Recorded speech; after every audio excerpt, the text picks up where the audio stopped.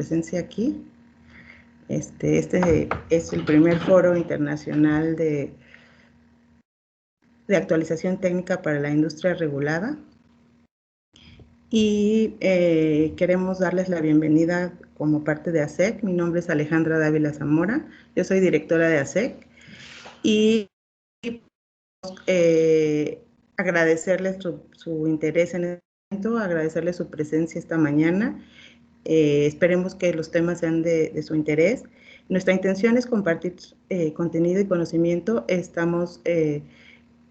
Nosotros tenemos la misión de apoyar a la industria regulada, a la industria que necesite cumplir regulaciones de alguna forma para beneficio de su negocio, y nosotros expertos en diferentes temas, y pues tenemos muchas inquietudes de compartir con ustedes estos conocimientos que hemos acumulado por muchos años de experiencia. Estamos rodeados de gente muy talentosa y muy conocedora, como los ponentes que hoy nos acompañan, que muy amablemente aceptaron a participar en este foro.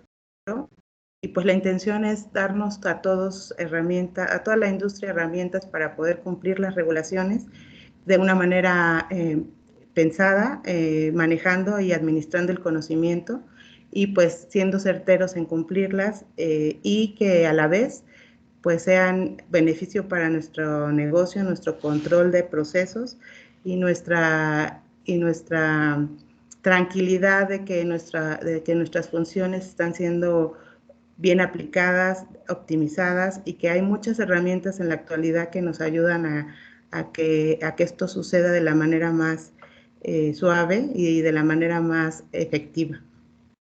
Entonces, pues les quiero agradecer otra vez su interés, y pues también quiero invitarlos a asistir a estas conferencias. En el dado caso que ustedes no pudieran en alguna conferencia, nosotros les vamos a enviar el video para que no se queden sin la información. Y bueno, la intención es de que todos los aprovechemos y que todos compartamos pues experiencias y conocimiento. En este caso, pues las conferencias van a ser solamente la conferencia sin apertura de micrófonos y cámaras. Solamente va a estar el ponente hablando durante alrededor de 50 minutos a una hora, y después se abrirá una sesión de preguntas y respuestas. Las preguntas nos las podrían hacer llegar por su chat, y nosotros vamos a leerlas hasta completar 10 minutos, que nuestro ponente nos haga favor de contestarlas en vivo, y después las preguntas que queden pendientes las vamos a enviar al ponente para que nos ayude a contestarlas por escrito y regresárselas con un correo. Bueno, cualquier comentario acerca del evento les agradecería por vía chat. Tenemos un equipo que ha trabajado mucho para este evento, que con gusto dará soporte a sus comentarios. Esperemos que todo sea exitoso y que todos disfrutemos el evento. Muchas gracias. Y bueno, pues para no quitar mucho tiempo, paso a presentar a nuestro primer ponente. No sé si me puedas ayudar, Rubén, a poner su slide.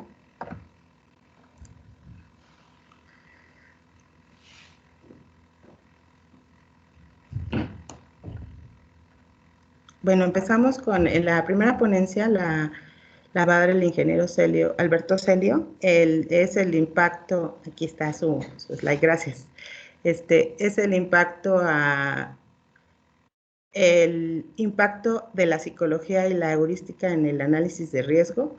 Y bueno, pues es un tema de actualidad. Nosotros tenemos día a día que hacer análisis de riesgo y gestiones de riesgo para todo nuestro hacer. Y bueno, esta puede ser una buena charla para que nos ayude a más herramientas para entenderlo y aplicarlo.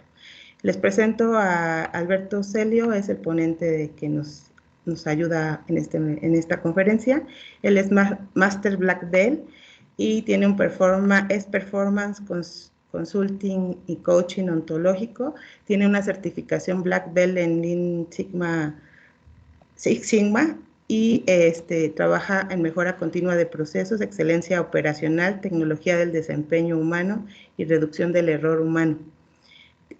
También ve la gestión de capital humano, seguridad y desarrollo de liderazgo, gestión integral de riesgos, continuidad de negocio y manejo de crisis.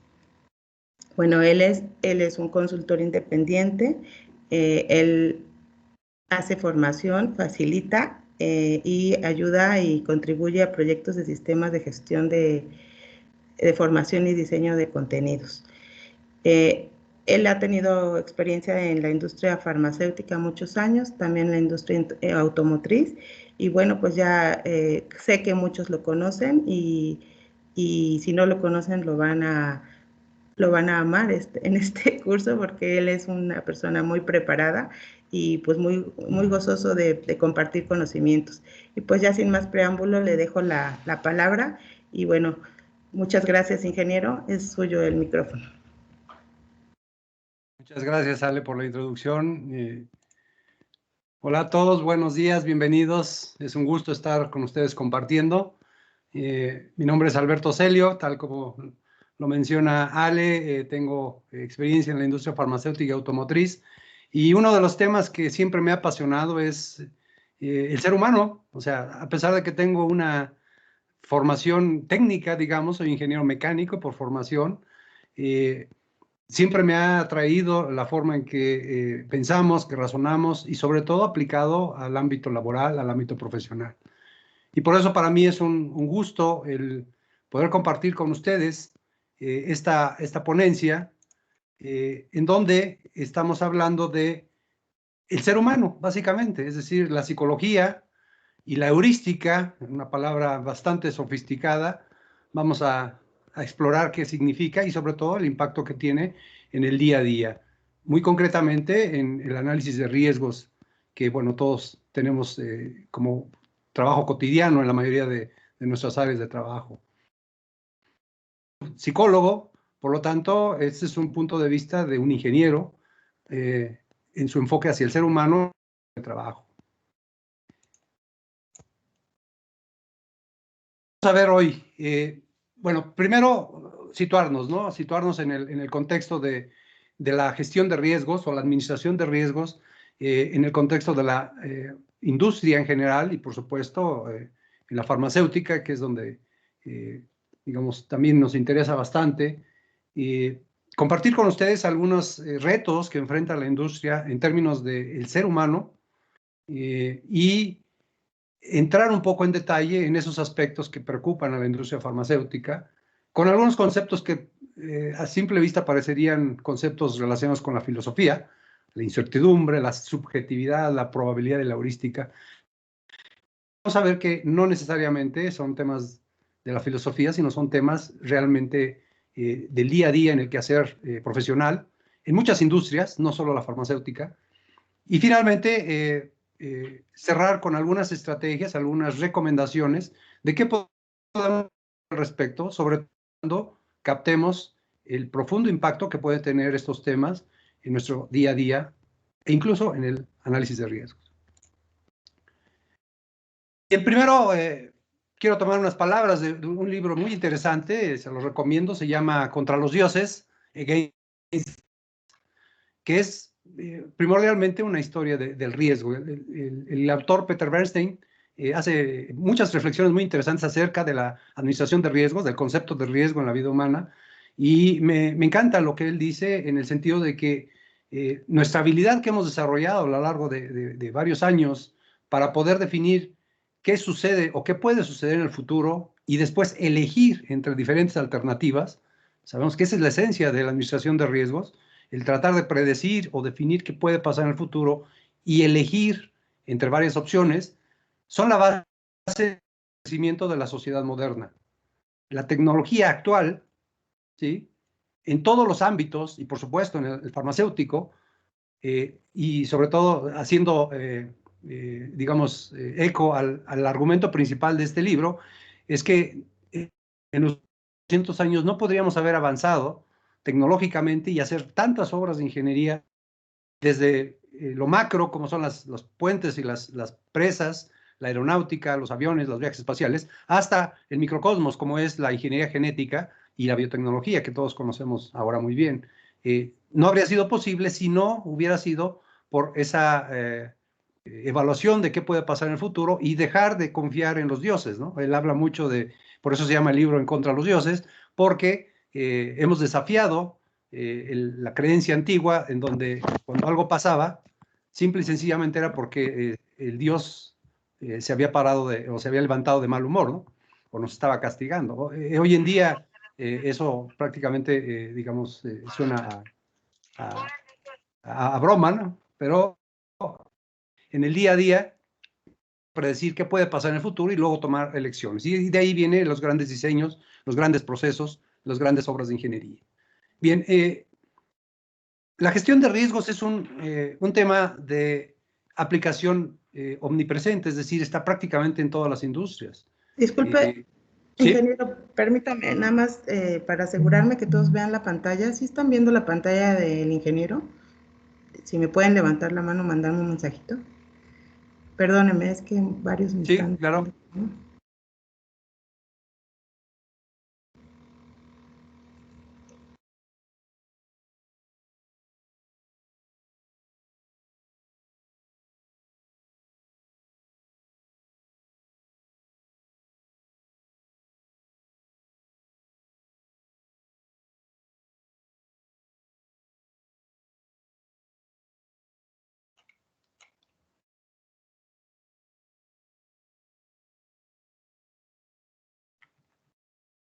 Adelante, ingeniero, por favor. Sí, ¿sí la ven o no recibí con la confirmación, perdón? Perdón, sí la ven y nada más falta que focalicen su pantalla en cuando usted está presentando, porque si la tienen focalizada en otros cuadros, pues no la van a Ajá, poder ver, pero sí se ve. ok. Gracias, ingeniero, adelante. Bien, entonces hablábamos de que la gestión de riesgos tiene una aplicación bastante amplia en muchas industrias, industrias bastante antiguas, como por ejemplo las aseguradoras. Ninguna aseguradora sería un buen negocio si no tuvieran un análisis de riesgo, y de esto estamos hablando de más de 300 años, ¿no? Eh, y por supuesto, en campos de la industria donde hay una amplia regulación, esto recientemente ha logrado un auge y ha empezado a incluso ser parte de la regulación, como todos sabemos. El enfoque de la gestión de riesgos es muy amplio.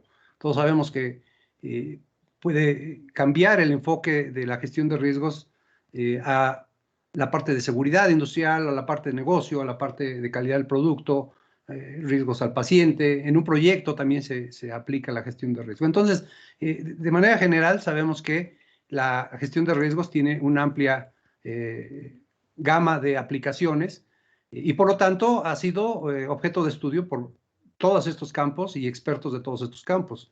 Mi primer comentario aquí es, no cerremos nuestra visión exclusivamente a lo que sucede en un sector específico.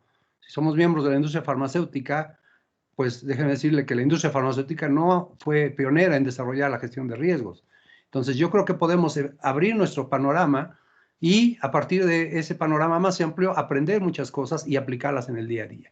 De eso se trata precisamente el tema que hoy quiero compartir con ustedes, en donde otras áreas de la industria y, digamos, en una forma todavía un poco tímida en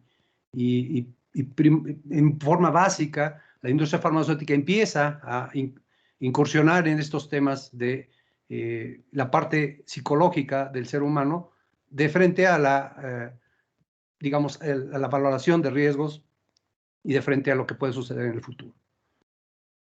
Bien, si hablamos específicamente de la industria farmacéutica, bueno, también sabemos de la historia reciente de los sistemas de calidad en base a los estándares globales que ahora son muy aceptados de la ICH, en donde la gestión de riesgos y específicamente la gestión de riesgos de calidad, pues es un fundamento, es un pilar del sistema de calidad. Es decir, todos los elementos del sistema de calidad están sostenidos desde el punto de vista de una forma de administrarlos basada en riesgos. Igualmente, la ICH nos ha, digamos, contribuido en el conocimiento y el avance de la industria farmacéutica a estandarizar o, de alguna forma, modelar lo que es la administración de riesgos como un sistema genérico, un sistema integral, un sistema que abarque todo el sistema de calidad y todas las actividades relacionadas con el producto y con la calidad del producto y con el paciente y la seguridad del paciente, abordándolo desde el punto de vista de la administración de riesgos. Poniendo esto en contexto, bueno, estamos tratando de tomar lo que, digamos, 200, 300 años de desarrollo de la gestión de riesgos puede aportar a la industria farmacéutica y en general para las industrias reguladas. Ahora, el corazón de esto, todos sabemos, los que hemos hecho análisis de riesgos, sabemos que es cuando nos sentamos y empezamos a vislumbrar qué puede suceder en el futuro desde el punto de vista del proceso que estoy analizando. ¿Qué puede afectar el producto?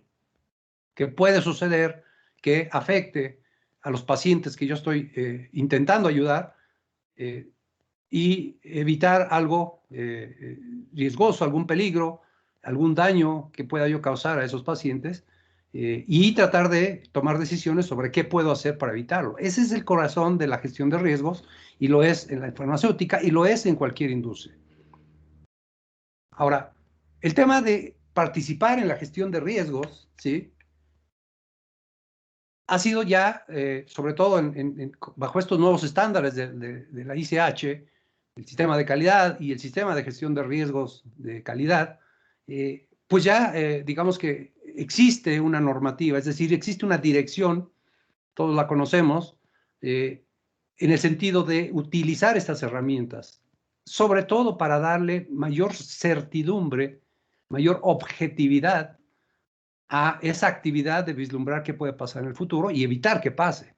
Es carácter completamente preventivo. Entonces encontramos palabras interesantes como analizar o evaluar de forma científica y sistemática, ¿sí? Utilizar herramientas comprobadas, capacitar al personal en la gestión de riesgos de calidad, tanto a nivel FDA como a nivel México, en la norma 59. Interesante, la norma 59 de 2013 menciona 66 veces la palabra riesgo y la norma 59 emitida en 2015 lo menciona 157 veces. Por mera frecuencia de aparición de la palabra, observamos el incremento en el interés en las autoridades sobre el tema de gestión de riesgos, ¿sí? Entonces, es un tema que empieza a tener mucho más interés en este campo del quehacer humano. Sin embargo, y aquí quiero hacer un pequeño, digamos, señalamiento.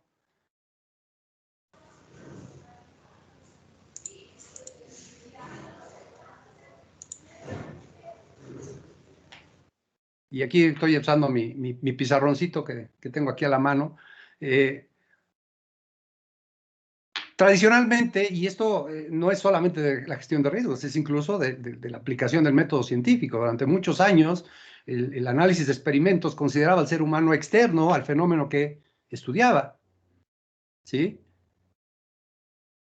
Los últimos años, digamos, en muchos aspectos, en muchos campos de la ciencia, ahora consideran que el ser humano es parte del fenómeno que estudia. No puede ser ajeno al fenómeno, ¿sí?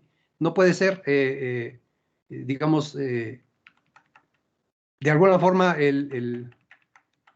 una parte independiente, subjetiva, y pues tenemos que cambiar nuestra mentalidad respecto de cómo el ser humano interactúa con los fenómenos que estudia. Y si lo aplicamos directamente en el análisis de riesgo, bueno, pues entonces vamos a ver que somos parte del análisis de riesgo. Y ahorita vamos a ver precisamente por qué somos parte del análisis de riesgo, ¿no? Yendo más a profundidad, vamos de lo más general a lo más particular. Dentro de esta actividad de valoración de riesgo, sabemos que tenemos que sentarnos en algún momento con un grupo de colegas enfocados a un proceso a determinar qué evento negativo puede suceder en nuestro proceso. Y tratar de valorar ese evento desde el punto de vista de qué tan probable es que ocurra. Es decir, determinar qué tantas probabilidades tiene de ocurrencia, determinar, en caso de que ocurra, cuál será el efecto, cuál será el daño, en qué nivel de magnitud serán los daños o los efectos o la afectación al producto, a la calidad, al paciente. Y por supuesto, en algunos casos, incluso qué tan capaces somos de detectarlo. Entonces, hasta este punto estamos, digamos, en un proceso lógico, racional, de decir, yo necesito un sistema de calidad, el sistema de calidad tiene que estar enfocado a gestión de riesgos, en la gestión de riesgos yo tengo que determinar un evento en donde yo me siento y hago valoración de riesgos, en la evaluación de riesgos yo tengo que establecer los eventos posibles, su frecuencia de ocurrencia, su severidad, su gravedad, las consecuencias y la capacidad que tengo para detectarlos. Y suena a seguir un procedimiento bastante objetivo, bastante racional, bastante, digamos, científico desde el punto de vista de las expectativas de las autoridades. Sin embargo, aquí es donde empiezo yo a trazar una línea diferente a lo que consideramos lo objetivo, ¿no? Lo científico. Y vamos a ver algunos conceptos precisamente que marcan esa desviación de lo que consideramos como científico. Y para ejemplo, traigo otra pequeña digamos, cita, me encantan las citas porque aprendemos de personas, en donde estos señores Antoine Amaud y Pierre Nicole, dos monjes de un monasterio que está en Francia, que se llama el Logic Port Royal, el monasterio es el Port Royal, y escribieron un libro que se llama La Lógica de Port Royal, un libro de filosofía, básicamente, pero tiene algunos conceptos interesantes, como por ejemplo esta frase, y observen la frase, y si la analizamos bien vamos a poder incluso identificarnos. Dice que el temor a un daño, o sea, un riesgo, debe ser proporcional no solamente a la gravedad del daño, las consecuencias, severity, sino también a la probabilidad del evento.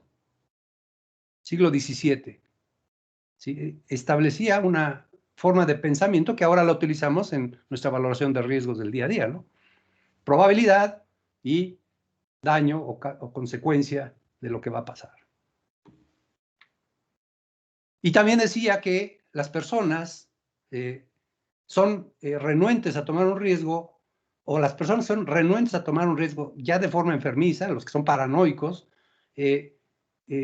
basan sus decisiones solo en las consecuencias y no en la probabilidad. Y esto sucede, por ejemplo, y desde entonces hacían la reflexión de el temor que tienen algunas personas a recibir un relámpago, una descarga eléctrica en una tormenta, en donde la posibilidad es 1 en 1.000.000, pero sin embargo no me importa la probabilidad, me importa la consecuencia, porque si me cae, ahí quedo, ¿no? Entonces, puede incluso afectarme en un nivel patológico, es decir, enfermizo, de no salir para nada en una tormenta. Pero observen, estamos hablando de hace 300 años, en donde ya hablábamos de el temor y la percepción que tiene una persona ante el riesgo. Y aquí empieza el actor principal de la evaluación de riesgos, el ser humano. El ser humano está construido a partir de la percepción de riesgos. Y no estoy hablando de la industria farmacéutica, estoy hablando de nuestros antecesores en la prehistoria que se enfrentaban a las fieras, ¿no? Donde desde entonces la percepción de riesgo pues empieza a ser parte de la naturaleza humana, pero en una variabilidad muy amplia. Es decir, existen por un lado los paranoicos que no quieren ni salir a la calle, en grado patológico, y del otro lado existen los negligentes, ¿no? Los que practican todos los deportes de riesgo, y todos nosotros estamos en algún punto de este continuo, desde muy aversos o muy reactivos al riesgo, hasta los que somos más tolerantes al riesgo y incluso tenemos más apetito de riesgo, es decir, estamos dispuestos a afrontar más riesgo.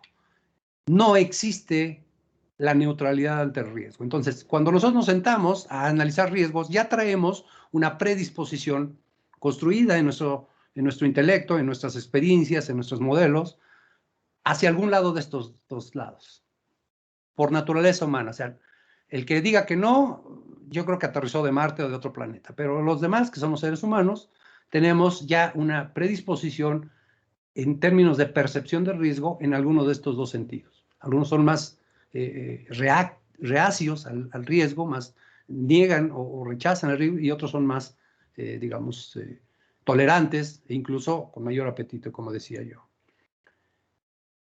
Y en medio de estas sesiones, pues nuestra herramienta favorita, ¿no? Pues nos sentamos y vamos a hacer brainstorming, ¿no? Para identificar riesgos, para identificar modos de falla, para tratar de determinar probabilidad de ocurrencia, alta, media, baja, como quieran de establecerlo, las consecuencias y toda la gama de análisis que hacemos, básicamente en una sesión de brainstorming. Y me voy a dirigir mucho a esto porque digamos que es una de las más comunes, de las más sencillas, pero también de las menos orientadas o, digamos, acotadas en función del mismo ser humano, que es precisamente lo que vamos a ver.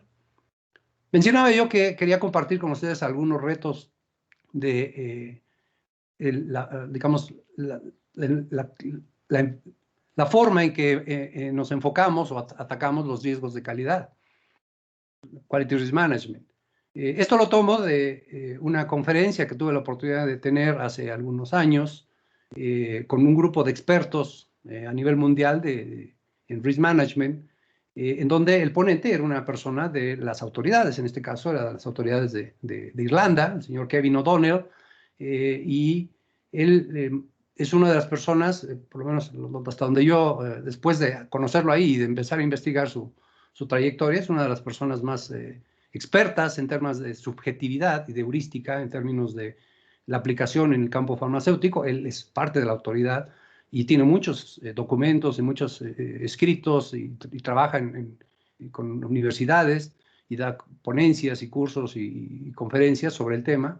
Y me pareció interesante precisamente incorporarla en esta plática, en donde hablamos de cinco principales retos que él veía en esta conferencia, en donde uno de ellos es la subjetividad que aplicamos a la hora de hacer valoración de riesgos. Y vamos a ver por qué la subjetividad es un problema. Y algunos otros, de los cuales, por supuesto, ahorita el tiempo no nos permite meternos más a fondo, pero hablaba de que las herramientas de gestión de riesgos no fueron diseñadas para ambientes GMP, entonces requieren una adaptación, requieren un ajuste y a lo mejor en un futuro desarrollar las propias herramientas para ambientes GMP. Hablaba también de que muchas de las actividades de gestión de riesgos de calidad estaban pobremente reguladas en términos de procedimientos. Los procedimientos eran muy genéricos, muy vagos, muy ambiguos, y eso hace que pues, la aplicación sea también muy ambigua. Hablaba mucho de la dependencia que tenemos de los expertos sin tener los medios y de control adecuados para la opinión de esos expertos. Y finalmente, que este es uno de los problemas también mucho más fuertes en la industria, que es no existe un mecanismo de medición de la efectividad de la administración de riesgos.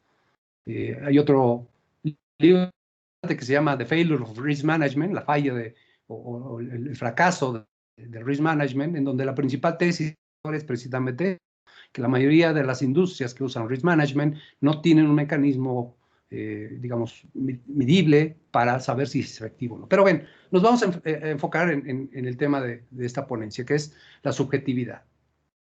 La subjetividad tiene que ver, perdón, le di aquí doble clic, tiene que ver con la forma en que funciona el ser humano, básicamente. El ser humano tiene un proceso interno, un proceso cognitivo, afectado profundamente por el estado emocional, y la forma de tomar decisiones de frente al futuro, de frente a la incertidumbre, tiene un profundo impacto en las decisiones que tomamos en el análisis de riesgo. Es decir, todo lo que traemos adentro, como decíamos, cuando llegamos y nos sentamos en un ejercicio de valoración de riesgos de un proceso, ya traemos precargado cierto software acá arriba que va a influir en las decisiones que tomamos ahí. Y cada uno de nosotros trae un software diferente. Es lo que llamamos subjetividad. A la hora que nos sentamos y enfrentamos la incertidumbre, que es otro tema importante en digamos, en el análisis de riesgos, la incertidumbre es la falta de información sobre qué va a pasar al futuro.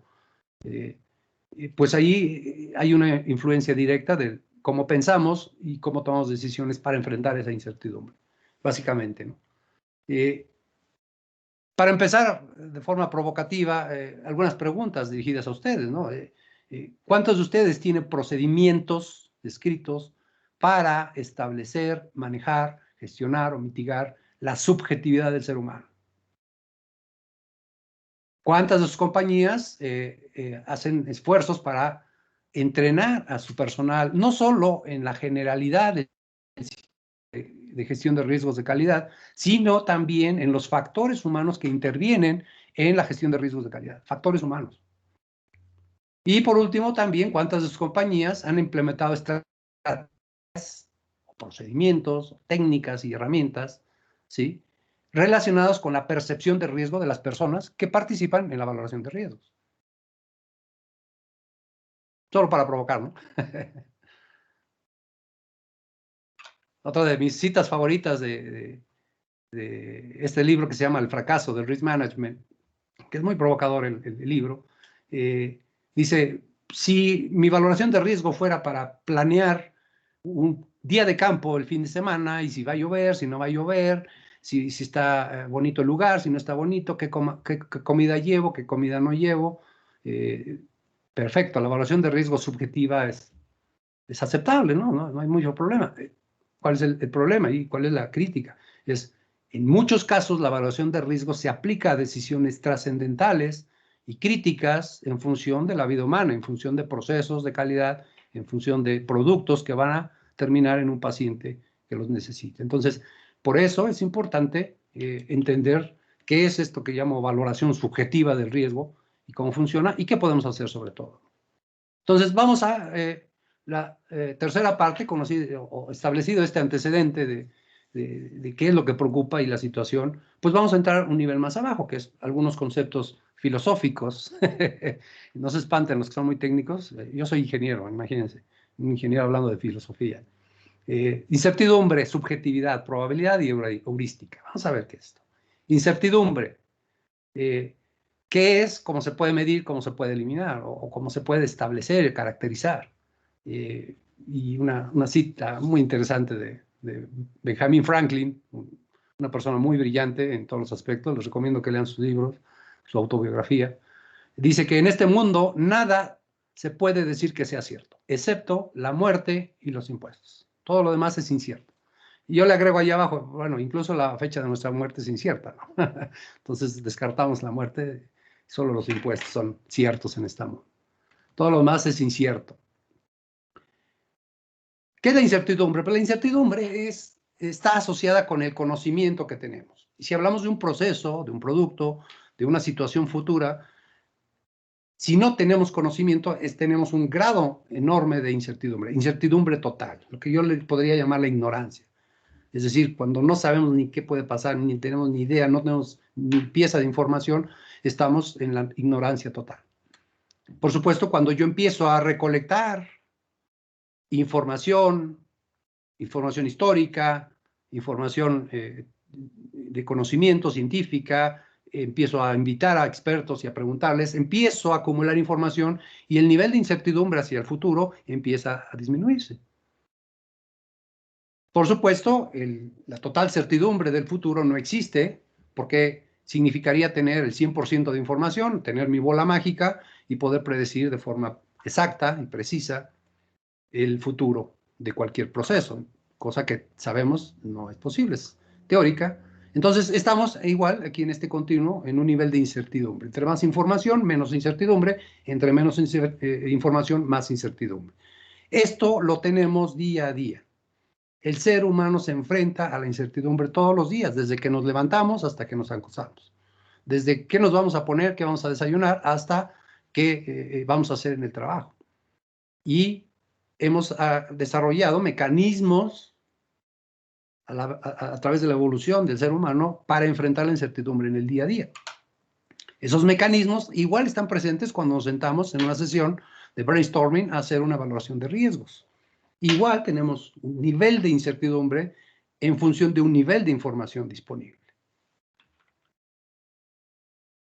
Y bueno, aquí es donde viene FDA, ¿no? FDA dice que se debe de promover la aplicación de enfoques científicos basados en riesgos, y en donde esta aplicación está limitada solamente por el grado de conocimiento de productos y procesos de la organización. Está hablando de incertidumbre, tal cual, ¿no? O sea, la palabra incertidumbre está en la regulación. No es, en este caso no es 100%, pero es la definición. Es decir, el nivel de incertidumbre sobre mi proceso está determinado por el nivel de conocimiento que yo tengo, ¿sí?, en ese proceso. Entre más conocimiento, menos incertidumbre. Entre menos conozcamos de nuestro proceso, más incertidumbre vamos a tener. Y eso es precisamente lo que buscan las autoridades. ¿Qué es lo que nos dicen a gritos en la regulación? Conoce tu proceso, aprende, experimenta, conócelo. ¿Para qué? Para que disminuyas el nivel de incertidumbre. O sea, la regulación tiene un fondo de sabiduría enorme desde el punto de vista de qué tenemos que hacer como especialistas en procesos, ¿no? O especialistas en el campo de los medicamentos o cualquier otro campo, ¿no?, que nos acompañe de otras industrias.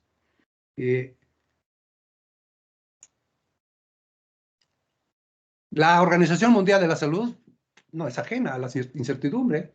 Tiene por ahí en algún documento una definición de lo que es la incertidumbre y dice que el conocimiento imperfecto o insuficiente concerniente al estado futuro de un organismo, de un sistema, de una población bajo análisis, y pueden ponerle de un proceso farmacéutico. Es decir, el conocimiento imperfecto es el nivel de incertidumbre que tenemos. Entre más conocimiento, entre menos imperfecto sea mi conocimiento, menos incertidumbre voy a tener. Y esto lo aplicamos a todo, ¿no? El ISH9 también habla de incertidumbre, si ustedes la han leído, claramente lo tienen ahí a la mano, ¿no? La incertidumbre se debe a la combinación de un conocimiento incompleto y a la variabilidad esperada o inesperada del proceso, es decir, al estado natural de variabilidad de un proceso. Entonces, el concepto no es tan de filosofía, está en la regulación, está en las principales instituciones regulatorias a nivel mundial, y es una preocupación que nosotros tenemos que tomar seriamente, ¿sí? Las personas que están entrenadas en el manejo científico del conocimiento, es decir, los científicos, los reales, no los cientificistas, los que se arropan en la ciencia argumentando verdad absoluta, esos no son científicos. Los científicos, los verdaderos, los que se enfrentan día a día a descubrir un nuevo conocimiento, llevan de la mano la incertidumbre. Es decir, ningún científico va a informar el resultado de un experimento sin tener asociado un nivel de incertidumbre. Y si va a diseñar un nuevo experimento, tampoco diseñaría ese nuevo experimento sin estimar el nivel de incertidumbre asociado a ese experimento. Entonces, aquí una gran lección para todos nosotros, que es, ¿realmente queremos hacer una actividad científica en la evaluación de riesgos? Bueno, empecemos por determinar el nivel de incertidumbre que tenemos. Y para eso no es, digamos, el propósito aquí. Existen ya técnicas, existen determinaciones, conceptos, sobre todo que los podemos tomar o los podemos compartir del ámbito científico en sentido de la caracterización y el análisis de la incertidumbre. Entonces, una primera recomendación en el sentido de ser realmente con enfoque científico nuestra actividad, y no solo en el análisis de riesgo, en muchos lados, es el aprender a caracterizar y analizar la incertidumbre. Tomé una referencia de un libro que se llama Uncertainty, el libro se llama Incertidumbre, del señor Granger Morgan, que habla mucho de la determinación cuantitativa de la incertidumbre. Y para empezar, habla de una taxonomía o de una clasificación de dónde viene la incertidumbre. Puede venir de lo que llamamos el error aleatorio y la variación estadística. Los que conocen el término de variabilidad o de error aleatorio sabemos que es una fuente de incertidumbre en cualquier experimento, en cualquier proceso. Por supuesto, el error sistemático y los juicios subjetivos, que son el tema que hoy estamos abordando, es otro tema importante de incertidumbre. La impresión lingüística, los términos, las definiciones, los conceptos tienen que ser muy acotados, muy definidos, las definiciones operacionales, todo eso tiene que ver. La variabilidad del mundo real, la aleatoriedad, incluso los desacuerdos de los expertos, ¿no? Es decir, a veces la incertidumbre surge de que tengo dos expertos y uno dice que es blanco y otro dice que es negro. No me sacan de la ignorancia, ¿no? O de la incertidumbre. Y bueno, vamos a hablar en forma particular de los juicios subjetivos, ¿no? Entonces, este señor, que es el que les recomiendo también, de Uncertainty, habla de que la vida está llena de incertidumbre. La mayoría de nosotros hemos aprendido a vivir confortablemente con ello y a elegir y a tomar decisiones cada día. ¿A través de qué? De lo que voy a llamar heurística, y ahorita vamos a ver qué es heurística. Entonces, el grado de subjetividad y el grado de incertidumbre está directamente relacionado con la forma en que yo, digamos, me aproximo, el enfoque que le doy a mi proceso, a mi experimento y en este caso a la valoración de riesgos, en donde si yo tengo información, yo tengo la oportunidad de hacer experimentos o de tener datos históricos suficientes, incluso de determinar un modelo de distribución de probabilidad en donde yo puedo establecer qué puede suceder en el futuro de una forma más confiable, pues el nivel de subjetividad y de incertidumbre es mínimo. Pero conforme nos empezamos a alejar de este estado ideal, vamos a decir, de evaluación cuantitativa, menos datos, ninguna forma de experimentar, en los eventos que son extraños o raros, de poca ocurrencia en el futuro, como por ahí suelen clasificarlos, 1 en 10,000 años, pues el nivel de incertidumbre aumenta, ¿no? Si a esto le agregamos otras fuentes de incertidumbre, como el error aleatorio, que debemos de saber que ocurre en todo proceso, la variación estadística ocurre en todos procesos y siempre va a ocurrir, ese es un mandato de la ley divina, ningún proceso se escapa de la variación estadística y esa es una fuente de incertidumbre, hay que determinarla, pero aumenta el nivel de incertidumbre. Y el punto más alejado en términos de certidumbre, es decir, donde mayor grado de subjetividad y incertidumbre se involucra en un proceso es cuando tenemos problemas en nuestros juicios, es decir, cuando tenemos sesgos sistemáticos en la forma de catalogar riesgos, de catalogar probabilidades, de catalogar consecuencias y, por supuesto, los errores experimentales, es decir, errores sistemáticos en la toma de datos, en el procesamiento de información, etc. Entonces, dentro de estos puntos de incertidumbre y subjetividad, bueno, el tema de la subjetividad pasa a ser un tema bastante crítico, ¿no? ¿Sí? ICH nos habla de subjetividad, tal cual, ¿no?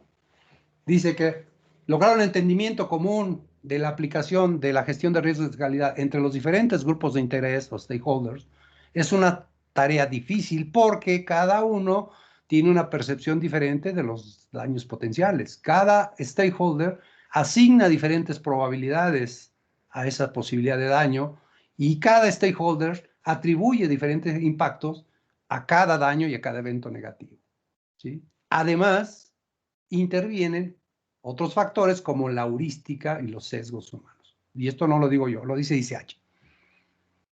Esa parte como que se nos ha barrido un poquito en algunos campos o en algunas actividades del quehacer humano.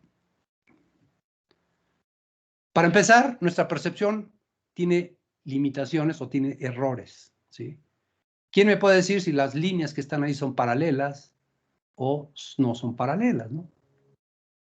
Espero que se vea bien. Este es uno de los muchos, digamos, ilusiones ópticas que nuestro cerebro construye, ¿no?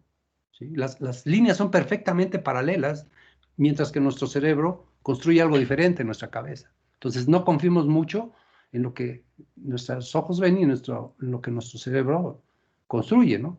Entonces, yo les planteo ahí un par de líneas paralelas y observamos que todos los cuadros están perfectamente alineados.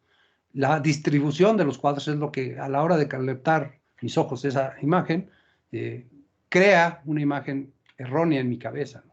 Diferente a la que físicamente está ahí. ¿Quién me puede decir si la línea A o la línea B es más grande o más chica? ¿sí? Claramente, la disposición de las dos líneas construyen una imagen errónea en mi cabeza, en donde la mayoría de nosotros tiende a pensar que la línea A es más pequeña que la línea B. Y no es magia, simple y sencillamente es la forma en que construimos nuestra imagen de la realidad, y en donde la línea B es exactamente igual a la línea A. La forma en que está construido y la perspectiva que nos plantean las líneas adicionales que están ahí, hacen que nuestro cerebro piense que la línea B es mucho más grande que la línea A. ¿Sí? Si yo los aíslo, entonces vamos a ver que exactamente las dos líneas son del mismo tamaño. Y por ahí decía mi abuelito, solo creo en lo que veo con mis propios ojos.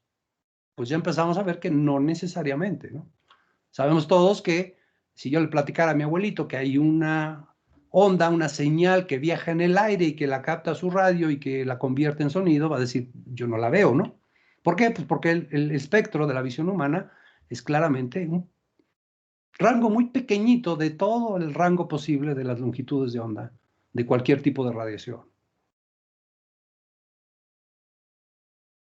Por otro lado, también nos consideramos seres racionales y durante muchos años muchas actividades del ser humano, como la economía, asumían que el ser humano es un ser racional, es decir, que piensa, que razona y con suficiente información toma las decisiones adecuadas, cosa que recientemente ha sido puesta en entredicho, ¿sí?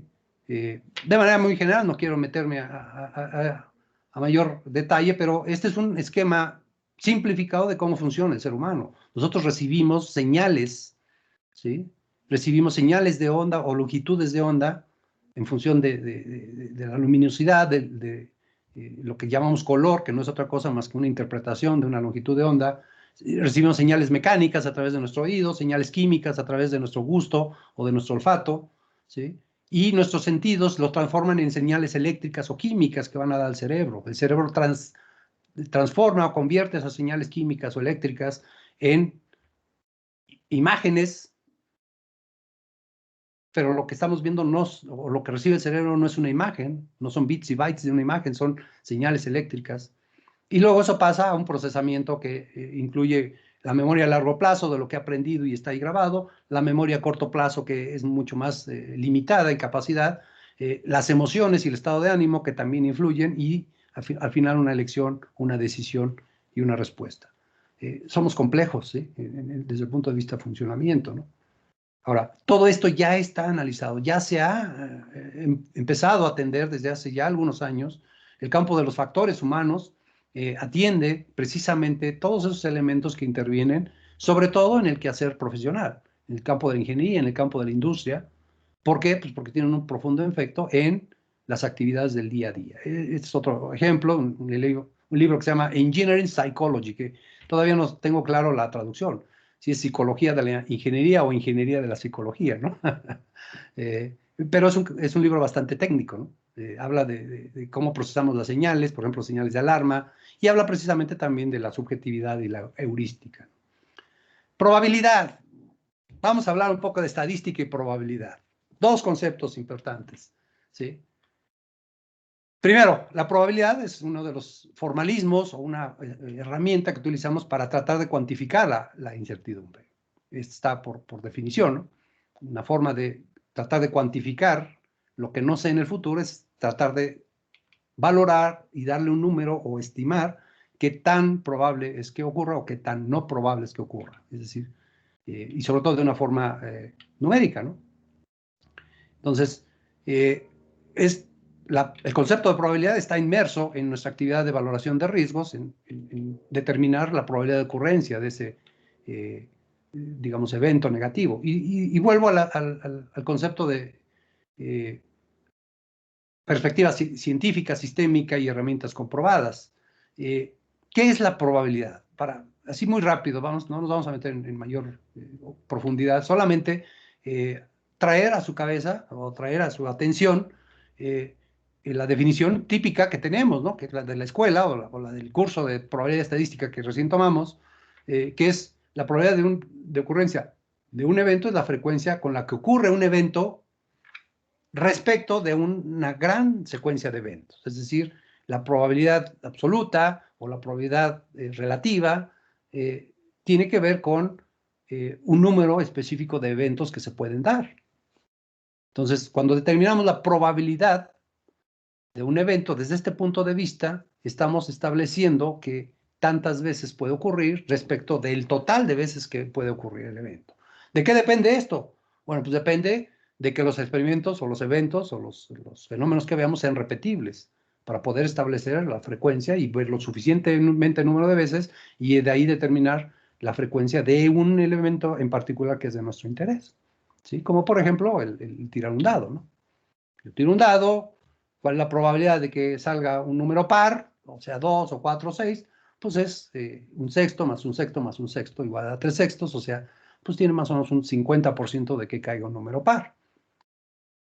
Asignamos la probabilidad al evento, es decir, como si el dado fuera un objeto que tiene una propiedad intrínseca de dar una probabilidad X para cierto número, ¿no? Dependemos entonces de que tengamos muchos eventos, de que tengamos, digamos, la repetibilidad y de que podamos incluso asignarlos a algo físico, ¿no? Esto es lo que se llama el enfoque frecuentista. Existe un enfoque que está empezado a usar desde hace ya algunos años. Este libro de Uncertainty habla de esto y habla digamos, ya de los campos en donde se han hecho muchos análisis y se ha aplicado ya en el día a día en otros ámbitos del quehacer humano, industrias como la nuclear, industrias como las aseguradoras, etcétera, de lo que se llama el enfoque subjetivista. ¿Qué significa el subjetivista? También le llaman bayesiano. La probabilidad o la definición de probabilidad es diferente. Dice que la probabilidad es la creencia de una persona de que va a ocurrir un específico o un evento específico dada la información que posee o dada la información relevante disponible en esa persona. Y es una forma muy diferente de ver y de entender cuando asignamos probabilidades y que es algo que hacemos en de riesgos. En este caso, la probabilidad no solo depende del evento, sino de la información que tiene la persona, ¿sí? Y entonces, esto nos lleva a algunas conclusiones muy importantes. Primero, diferentes personas con diferente información van a asignar diferentes probabilidades. Segundo, no existe la probabilidad del evento porque no es específica ni inherente ni intrínseca al evento, depende de las personas, ¿sí? Y por lo tanto, es una propiedad no tangible, no es física, no es medible, es algo que construimos en nuestra cabeza. Y aquí vamos a ver cómo lo construimos, ¿sí?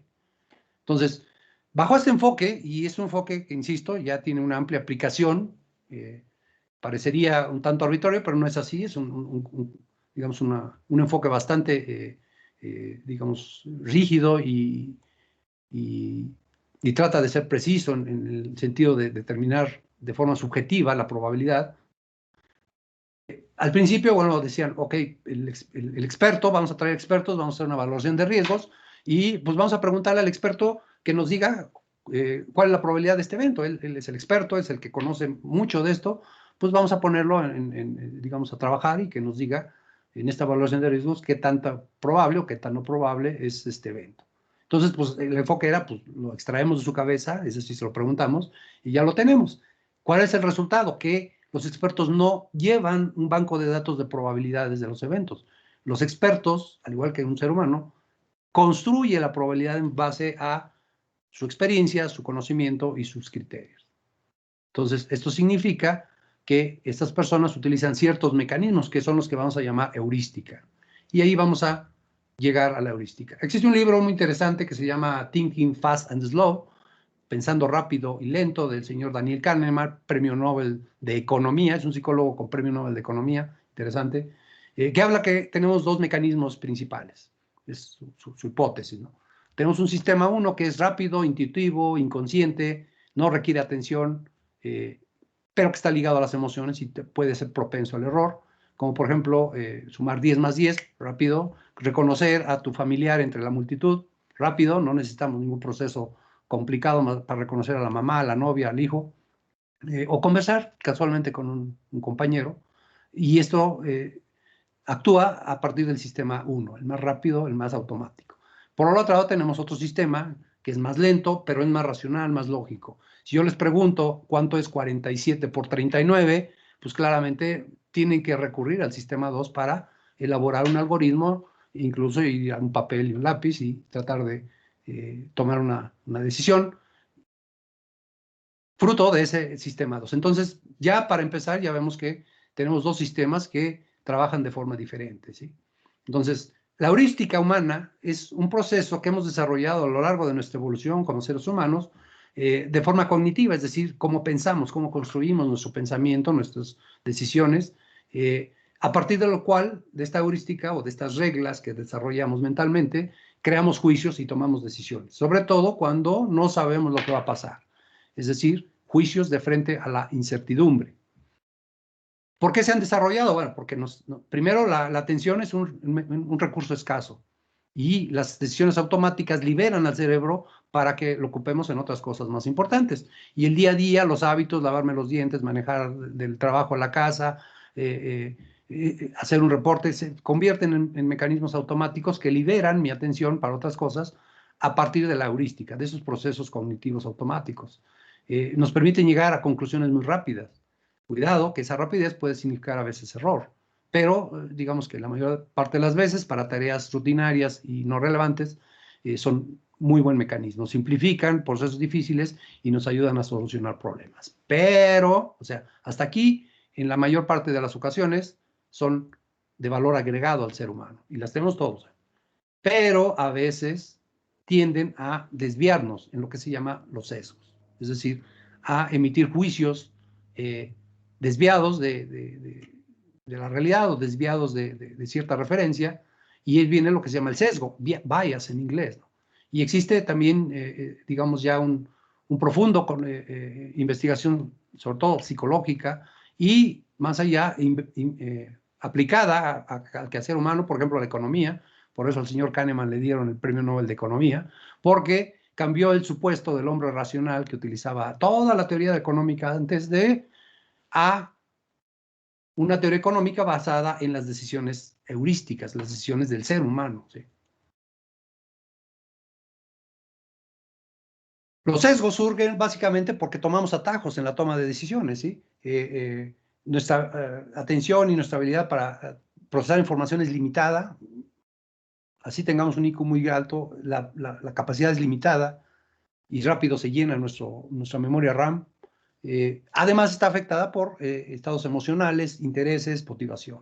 Por otro lado, cómo traigo la información que tengo puede traer distorsiones, cómo recupero los recuerdos, las piezas de información que yo tengo del curso que tomé hace años o de cómo lo hice hace 3 meses, cómo lo traigo, eso tiene mucho impacto y me puede sesgar, me puede desviar, y la influencia social, es decir, el grupo, cómo piensa el grupo, cómo me presiona el grupo, ¿no?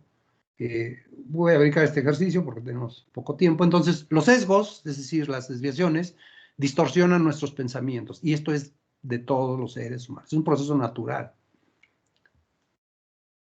Influyen profundamente en lo que creemos, en nuestros modelos mentales, y afectan directamente los juicios y las decisiones que tomamos. Por lo tanto, se convierte en un tema importante a la hora de hacer una valoración de riesgo, ¿sí? De manera general, esto ya existe, hay premios Nobel, hay mucha información, no es que a Alberto Celio se le haya ocurrido, ni tampoco algo que salió en el periódico ayer.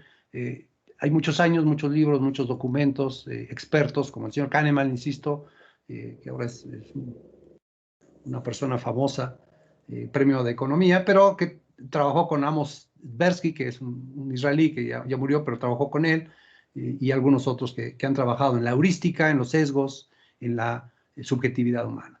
Mi interés no es que vean el detalle, solamente que vean, que tengan una ligera, digamos, idea de lo vasto que es el campo de la heurística. Cada uno de estos cuadritos que ven ahí a colores, que no se ve lo que dice, es una heurística, es decir, una heurística que puede significar un sesgo, es decir, una forma de pensar que puede desviarme de la realidad o distorsionar mis juicios, de los cuales vamos a tomar 3 como ejercicio, como ejemplo, que es la heurística del anclaje, la heurística de la disponibilidad y la heurística de la representatividad.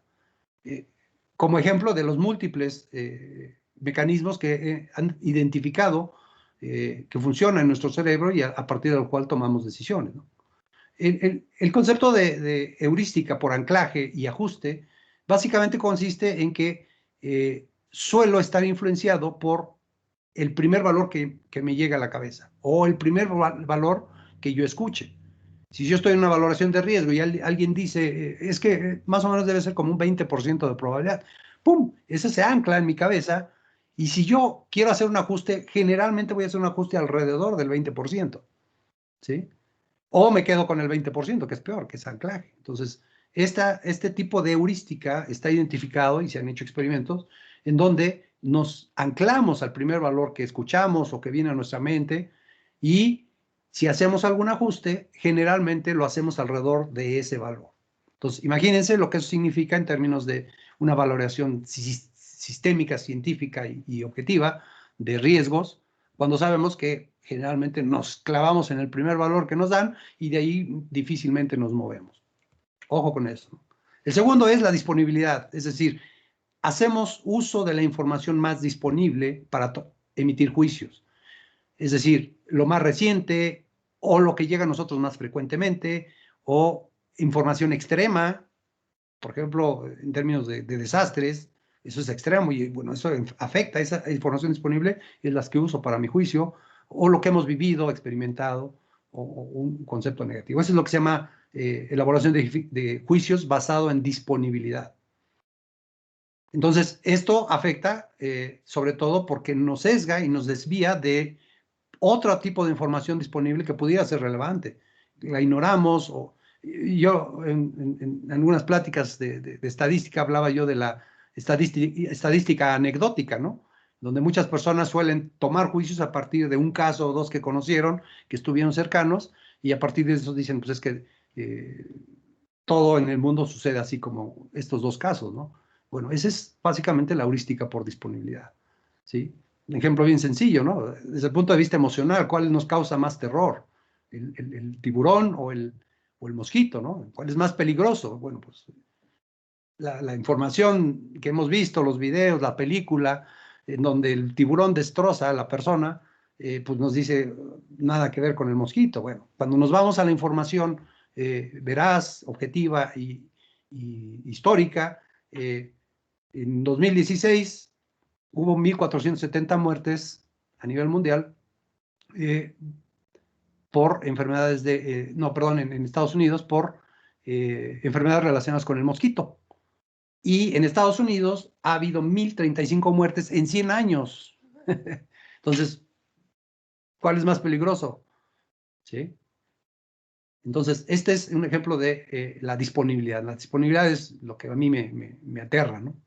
Y lo otro es la representatividad, y un ejemplo de esto son los estereotipos, ¿no? Los estereotipos, cómo catalogamos al ser humano a partir de ver cómo está vestido o cómo está peinado o qué implementos lleva en su cuerpo, y determinamos, no, este es pandillero, no, este es un licenciado, no, este es muy respetable, no, este tipo no es confiable, ¿no? Igual el género, ¿no? El estereotipos de género es como el que vemos ahí, ¿no? Un hombre con un mandil, un delantal, choca con nuestra representatividad, ¿no? Del mismo modo, también cuando establecemos expectativas a corto plazo, tomamos y extrapolamos al universo general lo que determinamos en ese momento, precisamente porque creemos que esto representa el todo, ¿no? Y a partir de eso estimamos probabilidades, ¿no? Basado en detalles muy particulares, muy específicos, y ignoramos el contexto u otras informaciones precisamente porque así estamos construidos. Heurística de representatividad. ¿Qué sesgo nos produce este mecanismo mental? Bueno, cuando vemos un tatuaje, ¿a dónde nos lleva? ¿A los pandilleros o a las estrellas del deporte? ¿Sí? Ahora ha ido cambiando, ¿no? Yo creo que ya muchos jóvenes directamente se van digamos, al deporte, pero digamos que si lo preguntáramos hace 20 años, la heurística era mucho más fuerte, ¿no? Bueno, pues este bracito eres de una estrella, una persona millonaria, una estrella del deporte, una persona considerada como un genio en su campo, que tiene un tatuaje y bueno, eso nos produce cierto nivel de sesgo, ¿no? Bien, voy a brincar este también. Entonces, de todo esto, mi principal, digamos, enfoque es que la heurística, es decir, cómo funcionamos como seres humanos y lo que se ha descubierto en los últimos años de cómo funcionamos, tiene un profundo impacto en los juicios que emitimos, en la valoración de riesgos y en las decisiones que después tomamos. Por lo tanto, es importantísimo, es urgente en la industria el tomar nota de esto, el aprender de lo que se ha descubierto y analizado en otros ámbitos y aplicarlo a nuestro segmento, ¿no? Entonces, para terminar, vamos a ver algunas recomendaciones muy generales, ¿no? La primera es importante educarnos, educar a nuestros líderes, a nuestros facilitadores y a nuestros especialistas en temas de la heurística humana y la subjetividad humana. Porque se ha demostrado o se ha encontrado que este sencillo ejercicio de educar a las personas en estos conceptos empiezan a crear una conciencia y empiezan a atenuar, a mitigar, a tratar de neutralizar ese sesgo que pudiera aparecer. En personas realmente comprometidas, lo primero que hacen o necesitan hacer es una reflexión propia, una vez conocido el concepto de, oye, ¿hasta dónde estoy sesgado, ¿no? ¿Hasta dónde estoy tomando solo una información y estoy ignorando otra información? ¿Hasta dónde me estoy dirigiendo por lo que a mí me pasó y no por lo que puede suceder en otro contexto, ¿no? Segunda, sobre todo para el tema de anclaje y ajuste, es decir, antes de iniciar un ejercicio de brainstorming o un ejercicio de valoración de riesgos, es importante primero considerar los hechos, es decir, plantear, sobre todo de forma escrita, en un pizarrón, en un documento, cuáles son los hechos, los datos, las cifras, todo lo que tenemos como evidencia de lo que estamos, digamos, tratando de analizar. Segundo, cada quien por separado tiene que reflexionar sobre ese evento y sobre esa información y después ponerlo por escrito, antes de estar en la sesión. ¿Por qué? Porque si llegamos a la sesión, es alto, es muy probable o muy alta probabilidad de que el grupo infiera o el grupo afecte e influencie lo que yo pienso. Entonces, yo primero, antes de entrar, es una preparación previa al evento de valoración, en donde yo tengo que reflexionar sobre la información, sobre mis juicios, ponerlos por escrito y luego ya juntarnos todos y ahí discutir los juicios que cada quien hizo por separado. Y ahí se empieza a calibrar. Si no llegamos con eso preparado, lo más seguro es que tengamos sesgos o incluso influencia del grupo.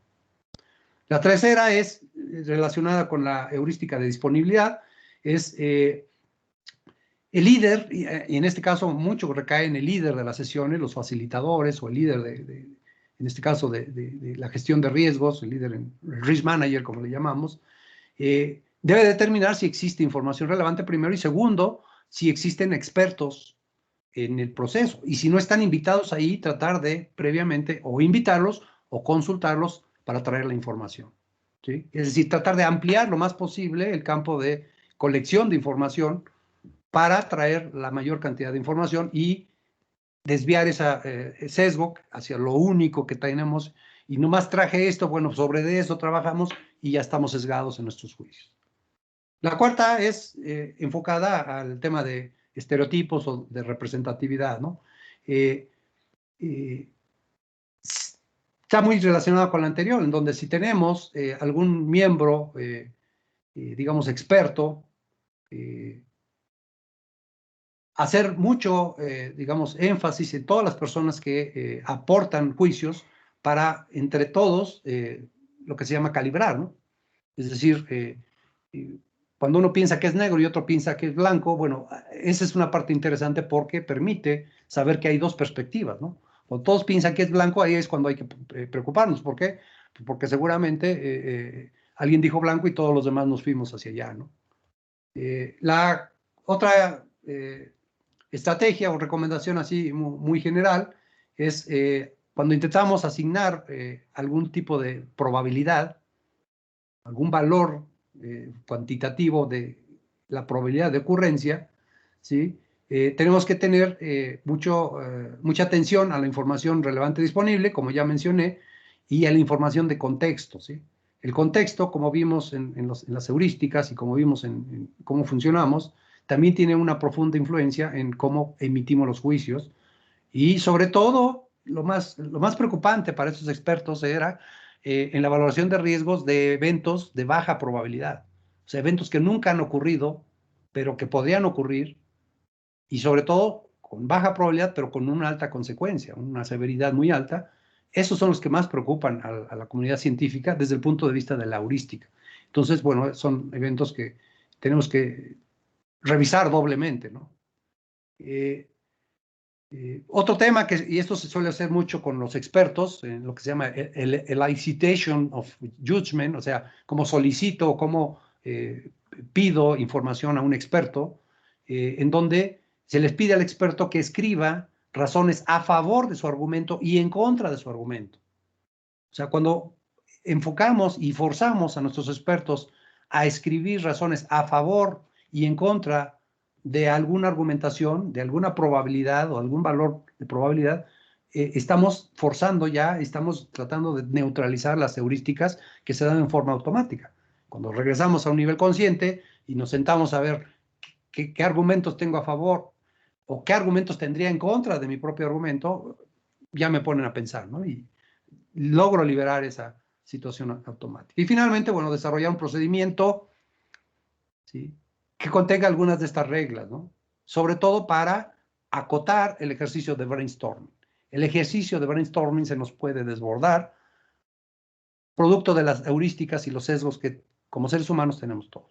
Entonces, si podemos escribir un pequeño procedimiento con reglas como las que les mencionaba, hay que llegar preparado con datos y con argumentos, hay que escribir argumentos a favor o en contra, hay que colectar toda la información disponible, hay que invitar a los expertos o colectar su información, aunque si no podemos invitarlos, para que lleguemos con la mayor previsión posible. Entonces, ese procedimiento nos puede ayudar a acotar mucho de esto. Bien, pues para fines del video no es importante que lo lean ahora, se va a quedar grabado unos segundos ahí y cuando revisen el video van a poder ver algunas de las referencias que he mencionado brevemente, en donde pueden empezar a escarbar un poco más, como digo yo, a jalar hebra y después pues se nos viene toda la bola de estambre, ¿no? Finalmente solo resta agradecer su atención y decirles que vemos las cosas no como son, sino como somos, y esto es un tema que aprendí en un proceso de coaching y que ahora me sirve en risk management, básicamente porque mucho de lo que tenemos adentro, de cómo hemos ido evolucionando como seres humanos y como personas, es decir, lo que he aprendido, lo que he experimentado, lo que he vivido, mis creencias, mis modelos mentales, mis principios incluso, mis valores, mis emociones, todo eso, pónganlo en una licuadora y es para el pastel que se llama juicios, decisiones y acciones. Entonces, es un tema importante, sobre todo si queremos ser serios y profesionales en nuestro ámbito relacionado con la administración de riesgo. No me resta más que agradecerles y, bueno, abierto a las preguntas. Creo que todavía tenemos tiempo, Ale. Cambio el micrófono. Sí, gracias, ingeniero. Muchas gracias por su tema, muy interesante. Nos abrió un mundo que hasta miedo me dio porque pues no tenemos práctica, hemos vivido en la industria haciendo estos juicios técnicos y estos intentos de ejercicios de riesgos y estos intentos de lluvias de ideas que nos pudieran llevar a algo y pues a la mera hora nos frustra porque pues no logramos aterrizar, ¿no? Desistimos mucho de hacer análisis profundos y pues todo queda en una frustración, por lo menos esa es mi experiencia en una gran parte de los análisis de riesgo que me ha tocado participar. Entonces, pues sí nos deja, bueno, a mí en particular me deja temblando de que es todo un mundo que tenemos que explorar, pero me quedo con la primera estrategia de ya por lo menos lo sé. Entonces ya me tocará concientizarlo, ejercerlo y pues orientarme con usted a ver si hay literatura que leer al respecto. Le agradezco Claro. muchísimo. Pues mire, tenemos algunas preguntas, se los voy a leer y usted me hace favor de irlas contestando. Sí, y tenemos pocos minutos porque viene la otra conferencia, sí. pero vamos a darnos tiempo. Laura Saraí nos pregunta que mencionó usted un nombre de un libro que empezaba con pensamiento y que si lo puede repetir. Pensamiento. Oh, perdón. Mencioné varios libros. Aquí está. Uno es Incertidumbre, Uncertainty. Otro es Thinking Fast and Slow, Pensamiento rápido y lento, de Daniel Kahneman. Y el otro que mencioné es Engineering Psychology, que es psicología de la ingeniería o ingeniería de la psicología. Insisto, todavía no encuentro la traducción correcta, porque es un campo nuevo, ¿no? Ok, Otra pregunta. Ajá. ahí lo tienen, en la siguiente. Al ser líder o coordinador de un equipo, ¿cómo puedo educarme? Como dice en la heurística, Ajá. es la primera vez que toco el tema, ¿solo documentarme o cómo lo aplico o cómo rompo mis paradigmas? Interesante pregunta porque me voy a poner la cachucha de coach. En el coaching, precisamente cuando uno está expuesto a una ayuda de un coach, lo que hace el coach es incrementar la conciencia de mis mecanismos mentales. Cuando ahora aprendemos que mis mecanismos mentales tienen una profunda injerencia en los procesos profesionales, en caso de valoración de riesgo, pues yo tengo que aprender a conocer mis mecanismos mentales. Entonces, sí necesito no solo conocer conceptualmente o técnicamente lo que es la heurística, sino también una introspección. Y eso es un tema ya personal.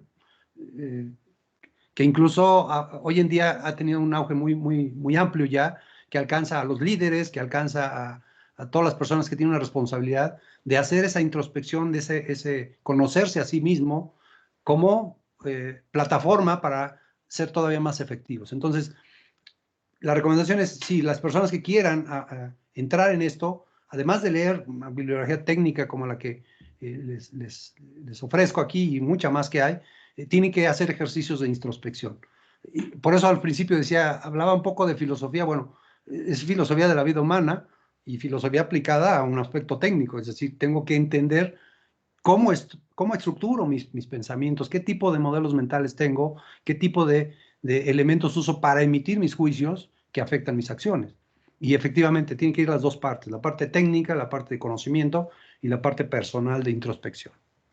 Un tema importante en México es que no hay muchos cursos de heurística, por ejemplo, ¿no? Entonces, bueno, No. tendríamos que empezar mucho con la parte autodidacta, ¿no? Otra Y pues pregunta, Ale. como decía usted, a lo mejor el ayudarse con un coach, ¿no? Para por Ujú. lo menos iniciar el proceso, ¿no? Sí. Igual ya después tiene uno las herramientas para hacerlo uno ya por su cuenta.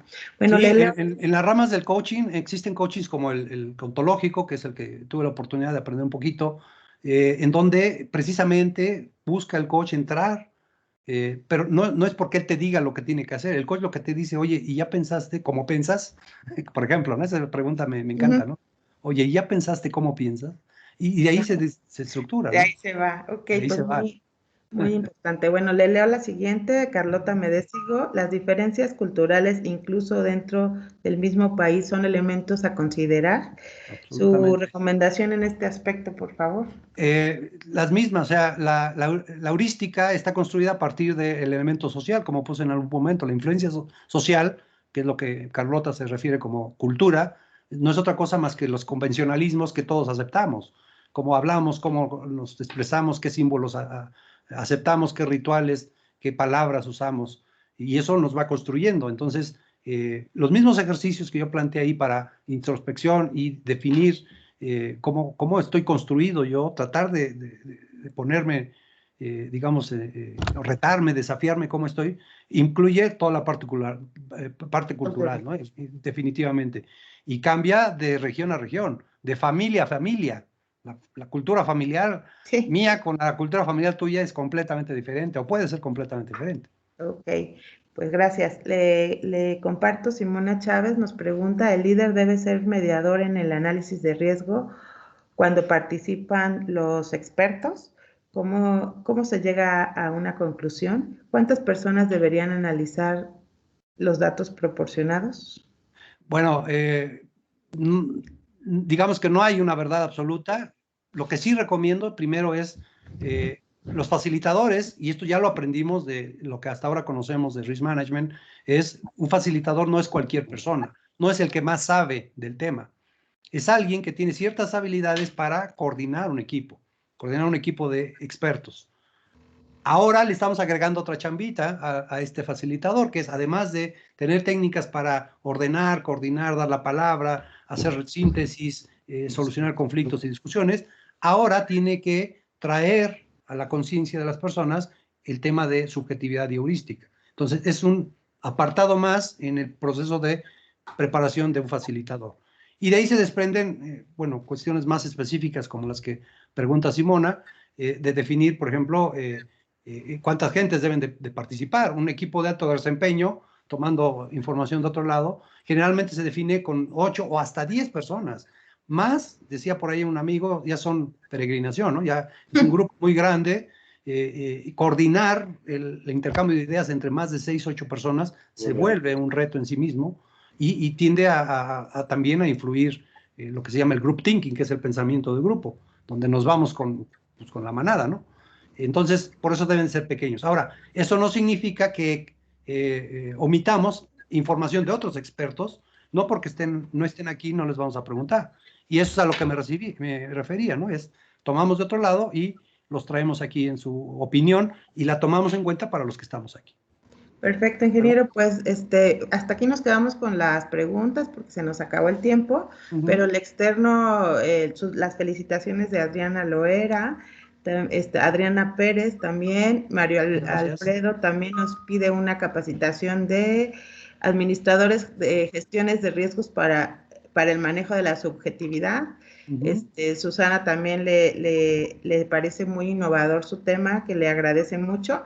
Y pues le mando los comentarios, por favor, si tienen alguna otra pregunta, comentario al ingeniero, pues háganoslas llegar para que se lo pasemos y él nos ayudará con